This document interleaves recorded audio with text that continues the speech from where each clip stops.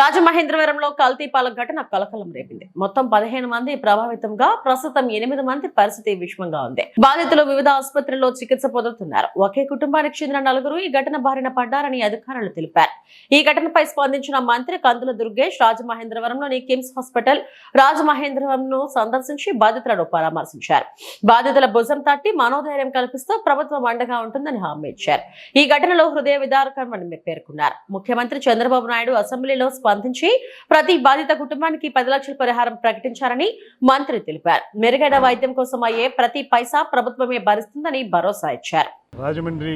రాజమండ్రి పరిసర ప్రాంతాల చరిత్రలో ఈ రకంగా పాలు కలుషితం అవడం వల్ల ఇంతమందికి ఇబ్బంది జరగడం అనేది మొట్టమొదటిసారి జరుగుతూ ఉంది.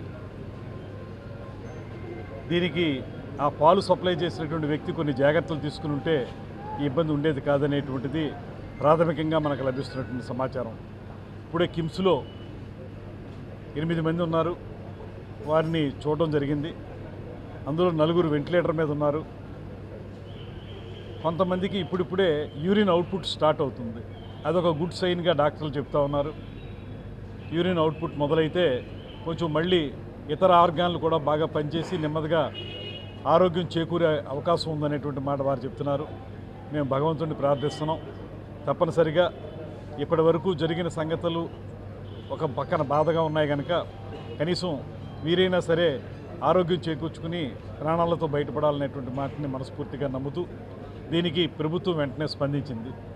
జిల్లా యంత్రాంగం, కలెక్టర్ గారు కానీ, మా డిఎంఎన్హెచ్ఓ కానీ వీరందరూ కూడా వెంటనే దీని మీద చర్యలు తీసుకుని ఎలా జరిగింది అనేటువంటి కోణంతో పాటు వీరికి వెంటనే చికిత్స అందించేటువంటి కారణాలను కూడా చూడడం జరిగింది.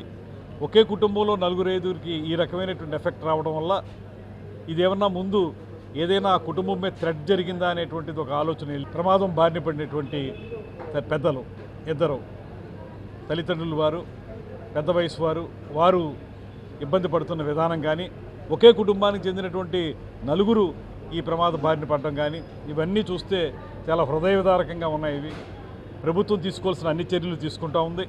సంఘటన జరిగిన వెంటనే ముఖ్యమంత్రి గారు అసెంబ్లీ సాక్షిగా దీని మీద ప్రకటన చేయటం, అదేవిధంగా క్యాజువాలిటీస్కి 10 లక్షల రూపాయలు చొప్పున ఒక్కొక్కరికి ప్రకటించడం, దాంతోపాటు ఇప్పుడు ఎంత మంచి వైద్యం ఎక్కడ లభిస్తుంటే అక్కడ చేసుకోమని చెప్పి దానికి అయ్యే ప్రతి పైసా కూడా ప్రభుత్వమే చేపడుతుందనేటువంటి మాట చెప్పడం.